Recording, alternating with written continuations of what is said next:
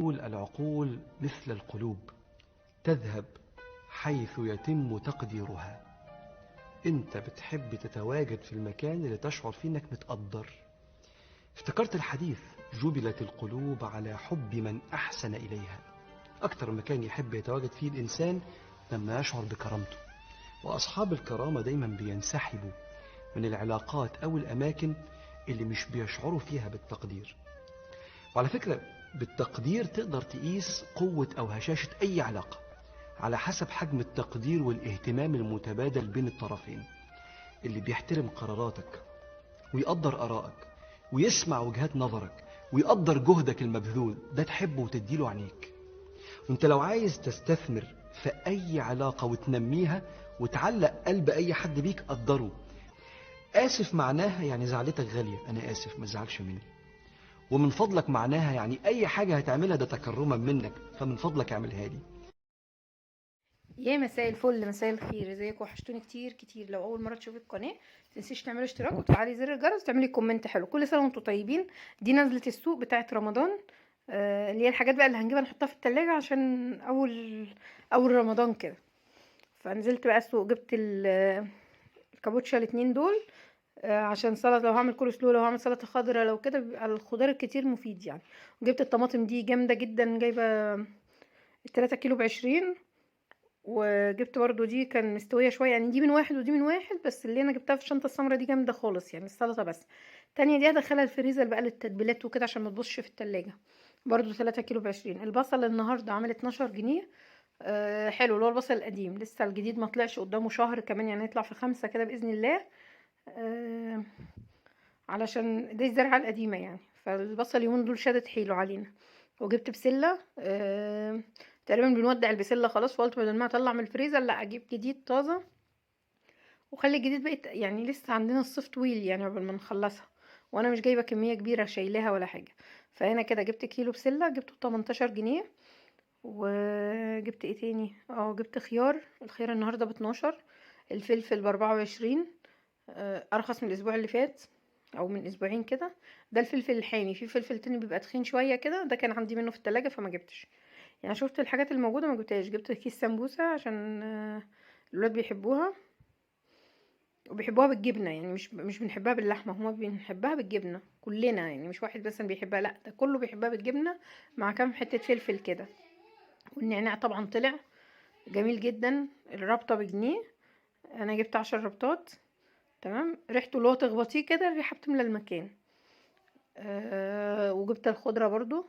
الخضره كان برضو الرابطه بجنيه. جبت 10 ربطات، قلت احطهم في الفريزر، بحطهم في الكيس.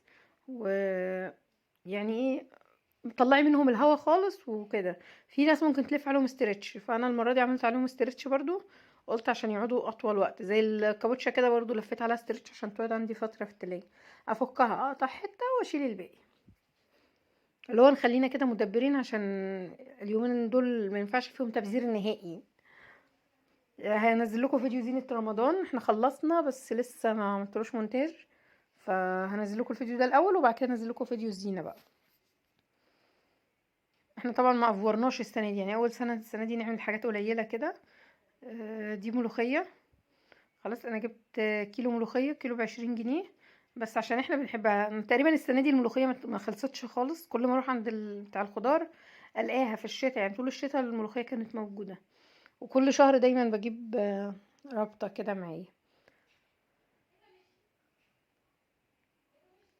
بصراحه الاسعار يعني مش اللي هي ما نزلتش وما طلعتش، يعني مش هقول عشان موسم مثلا فرح رافعين، هما تقريبا حاسين بينا. فما غلوش برضو الحاجه، هي زي ما هي غاليه. العادي بتاعها بتاع اول الشهر ده بتنجال، جبت نص كيلو، قلت نقليه كده في السحور ولا حاجه، مع شويه توم كده وشطه للناس اللي بتحب الحاجات الحراقه. وجبت كمان ليمون. جبت جزر. الجزر كان ب12. والليمون ب20. الليمون ابتدى يشد حيله. هيبتدي يغلى بقى من هنا لحد شهر 7 لما الزرعة الجديدة تطلع بإذن الله. فالحقي كده هاتيلي الكيلو مثلا ويه في الفريزر عشان ينفعك بعد كده. جبت الكوسة، جبت نص كيلو كوسة عشان احنا مش من الناس اللي بتحب الكوسة قوي. جبت جبنة قريش عشان نفسي امنع الجبنة العلب خالص خالص خالص من البيت عشان مش حلوة. يعني الجبنه القريش صحيه اكتر، والجبنه دي عامله زي القشطه كده، طعمها جميل جدا. وبتنجان رومي عشان نعمل مسقعه كده باللحمه المفرومه في رمضان. كنت عايزه اجيب قرنبيط، ما لقيتش خالص في السوق، كان نفسي فيه، يعني انا بحب القرنبيط، فلما بنزل السوق بحب اجيبه يعني. ف ده الليمون، معرفش كان مستخبي مني فين الليمون. انا كنت فاكره اني جايبه ليمون، بس قلت يمكن ما صورتوش ولا حاجه. المهم ان الدنيا يعني ايه، السوق زحمه، وكل واحد بيجيب الضروري بتاعه، بس يعني انا حاسه الناس يعني ايه، مش بتجيب الحاجات اللي هي ملهاش لازمه. كله بيجيب الاكل اللي هيتاكل، اللي هو الحاجات اللي مش هتبقى اوفر، مش هتبقى زياده. لا على ما اعتقد ان السنه دي هيبقى رمضان للناس اللي هو ماشيه فيه بنظام كويس. جبت 3 كيلو بطاطس. انا كده كده اسبوع كمان نازله السوق، يعني اول الشهر خلاص فاضل اسبوع، فاسبوع نازله السوق، هجيب بقى طلباتي بتاع اسبوعين كده مره واحده. طبعا بقى لو اول مره تشوفي القناه ما تنسيش تعملي اشتراك وتفعلي زر الجرس، تعملي كومنت حلو كده ودعوه جميله وتشجيع كده، عشان في رمضان انزل لكم شويه فيديوهات جامده يعني ان شاء الله.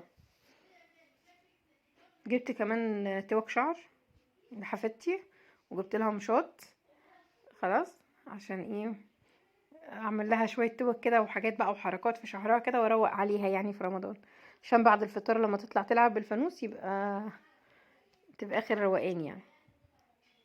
هنا كان بنتي بقى بتغسل البوتاجاز جنبي، فكان ازازه البريل على الرخامه. متنسوناش بقى بدعوه حلوه كده، وقولوا لي بقى رايكم، واستنوا الفيديوهات بتاع الزينه لانها هتبقى جميله خالص.